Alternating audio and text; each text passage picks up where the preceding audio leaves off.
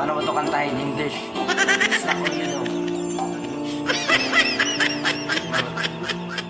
Paano ma-start yan daw? Stuck on you.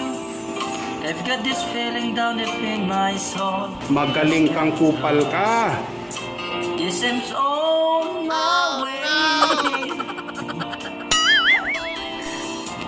I needed a friend. On the way I feel now, I guess I'll be with you. On the end. Listen, Putang ina mo, ginagawa mo. Might be glad to see you. Wow. Pero hindi nakakaintindi, ano yung sabihin? May langgam mo.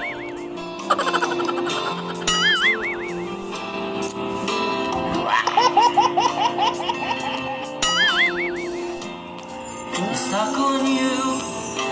Been up for too long, I guess in time for me to come home.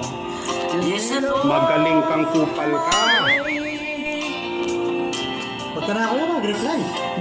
Yun lang. you hard to say that a woman like you wants you right around for my life. Hirap mo English. Listen, my way. Nakakakilang daw.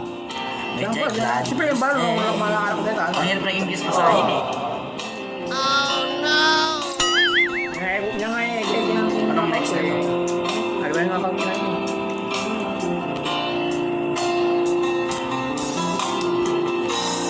Oh, I'm living on that midnight train tomorrow in morning. And I know this where I'm going. Tulog na kayo, I've nanonood got dyan. to back to trouble not to run Jim all away. Bahala na yung English, mali-mali. Was this the time to darling? I'm coming home to stay. I'm stuck on you. I'm into feeling down in my soul. Just think I'm lost. Isn't on my way. I needed a friend, and the way I feel, I guess I'll be with you.